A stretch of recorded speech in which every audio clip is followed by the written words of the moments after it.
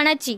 बेडग उमेशभाऊ पाटील युवा मंच आयोजित सरपंच केसरी भव्य बैलगाडा शर्यत अलोट गर्दीमध्ये संपन्न। ग्रामविकास मंत्री जयकुमार गोरे यांची प्रमुख उपस्थिती। जनरल गटाचा निकाल पंचाने राखून ठेवला।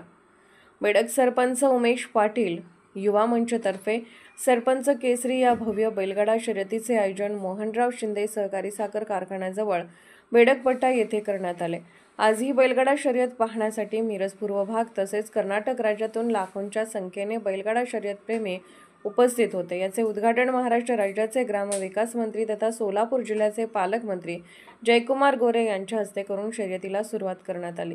यावेळी पालकमंत्री आमदार सुरेश भाऊ खाडे, माजी खासदार संजय काका पाटील, माजी आमदार दिनकर तात्या पाटील, दीपक बाबा शिंदे, मराठा महासंघाचे विलास देसाई, माजी सभापती संभाजी आबा पाटील, बापूसो बोरसे, अमरसिंह पाटील, विष्णू पाटील यांच्यासह मिरज तालुक्यातील सरपंच, उपसरपंच, सदस्य उपस्थित होते। ग्रामविकास मंत्री जयकुमार गोरे यांनी या बैलगाडी शर्यतीला उपस्थित राहून शर्यतीचा थरार अनुभवला। सरपंच केसरी जनरल अ गटाचे प्रथम क्रमांकाचे बक्षीस 1,25,000 रुपये ठेवण्यात आले होते। त्याचबरोबर जनरल ब गट, आदत, चौसा, दुस्सा या गटातील बैलगाडा शर्यती पार पडल्या, पण जनरल अ गट मधील बैलगाडा चालकाने पंचांच्या निर्णयाविरुद्ध बैल पळवल्याने सरपंच केसरीचा निर्णय पंचाने राखून ठेवला, अशी माहिती मल्लिकार्जुन कंगुणे यांनी दिली आहे।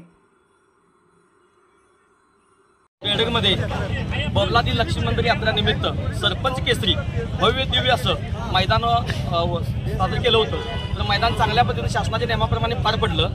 त्यामध्ये सगळे गट चांगले झाले, पण काही गटामध्ये बेशिस्तपणा गाडी चालक आणि मालकाचा पंचाचा निर्णय चुकीचा न मांडल्यामुळं पंचाच्या निर्णयापुढे शेवटी पंचाचा निर्णय हा अंतिम असतो।